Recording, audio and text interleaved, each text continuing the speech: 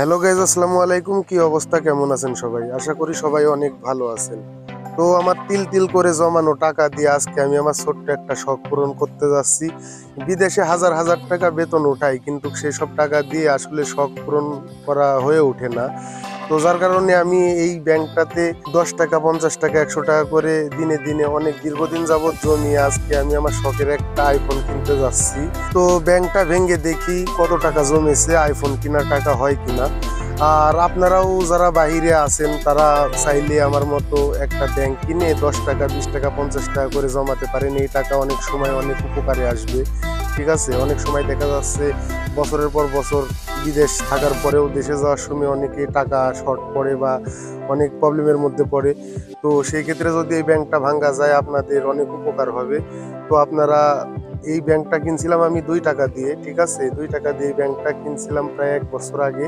তো আপনারাও চাইলে এরকম 2 টাকা দিয়ে বা 10 টাকা দিয়ে একটা ব্যাংক কিনে এভাবে টাকা জমাতে পারেন। তাহলে দেখবেন আপনারাও আমার মতো আমার ছোট ছোট শখগুলো পূর্ণ করতে পারবেন।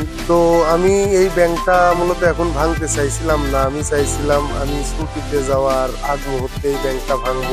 আর কি 3-4 মাস পর ভাঙার আমার একটা টার্গেট ছিল, কিন্তু হঠাৎ করে আইফোন কেনার একটা পেহরা উঠে এসে ভিতরে। ঠিক আছে, বন্ধু বান্ধব সবার হাতে আইফোন, বাট আমার হাতে আইফোন নেই, যার কারণে ব্যাংকটা আজকে ভাঙছি।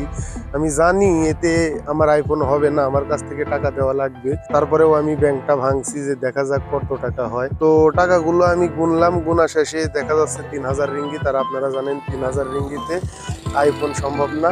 তো আমার কাছ থেকে আরো 2000 রিঙ্গিতের মতো লাগছে। ঠিক আছে, আমার কাছ থেকে আরো 2000 রিঙ্গিতের মতো দেওয়ার পর তারপরে আমি শখের আইফোনটা কিনছি।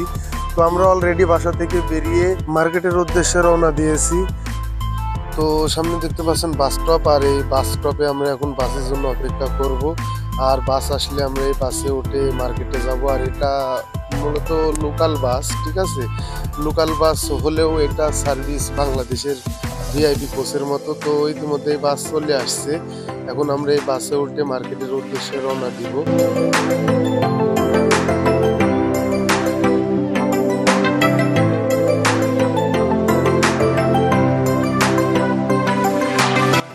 আর বাসে ওঠার 2 মিনিট পরে আমি ঘুমিয়ে পড়ি, কারণ যে কোনো জার্নিতে আমি ঘুমিয়ে পড়ি, সে 10 মিনিটের জার্নি হোক আর 1 ঘন্টার হোক। তো আমাদের এটা ছিল প্রায় 25 থেকে আধা ঘন্টার মতো রাস্তা মার্কেটে যাওয়া পর্যন্ত এই বাসে থাকা লাগবে।